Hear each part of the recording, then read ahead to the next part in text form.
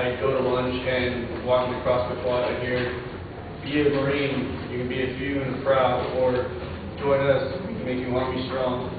But throughout those times and asking them about it, they never once told me that, oh, yeah, you can go and you can come back from Iraq and you'll not be able to sleep, or you'll be able to see friends die right next to you. My brother-in-law, who's a sergeant, he's been over to Iraq 4 times. He's ready to go back over for the 5th time. And all this is in a span of 6 years.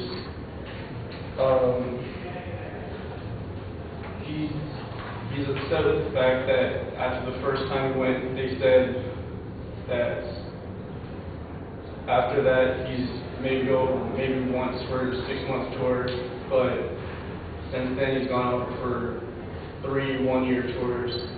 And after his first tour, he got married to my sister, and since then they've had a grand total of 3 months of being together, because he's constantly going over to Iraq. And then when he's not in Iraq, he's stationed across the country from her, and they won't allow my sister to move from base to base with them.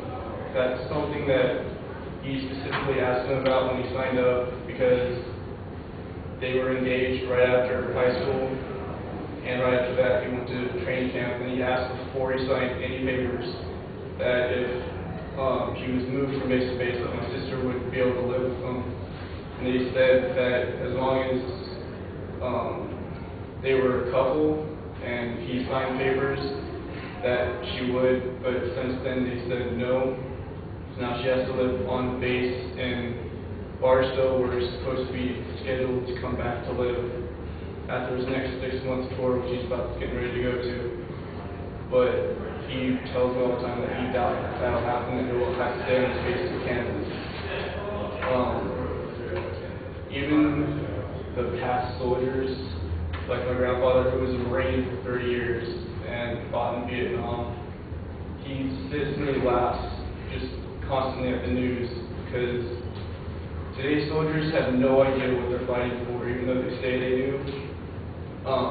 Back when he had to be in combat, he knew the reason he was going overseas. Now it's fight for terrorism, but in real life it's fight for oil now. But the soldiers today still think that they're fighting the terrorists, even though we know it for a fact.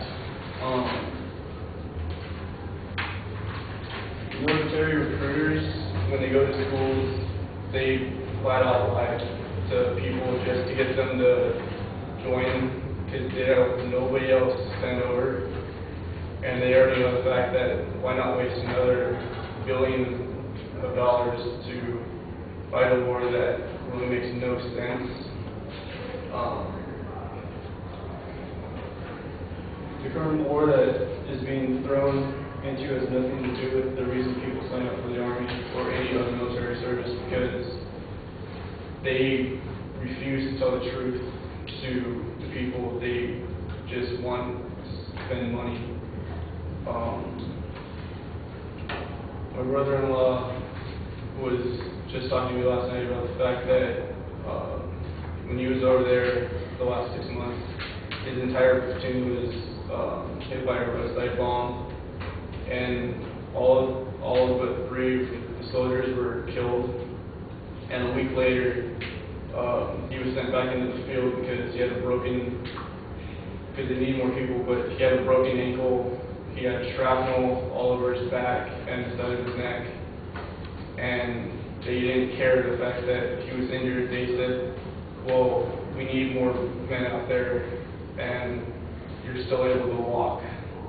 Instead of being treated fairly and given time to recuperate, they just constantly send people out unless they're about to die or they've had a limb amputated, and they just send them back here.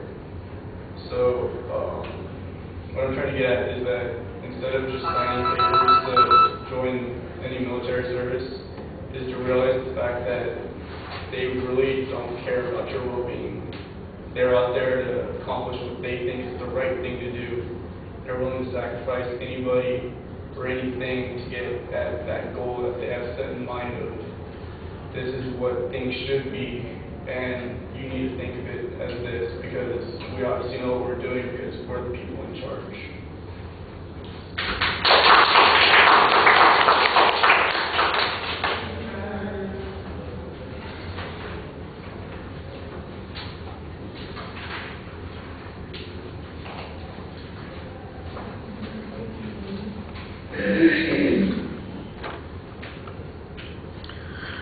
All right, Brandy, what did you think?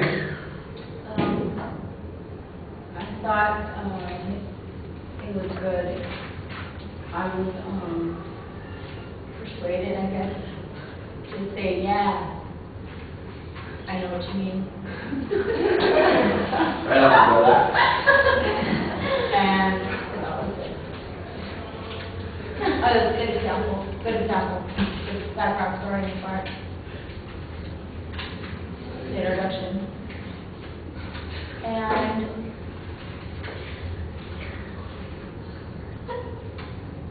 I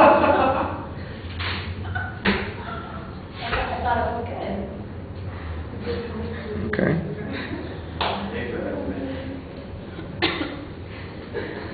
Oh, well. It was. And he had good eye contact too. He kept looking at the audience.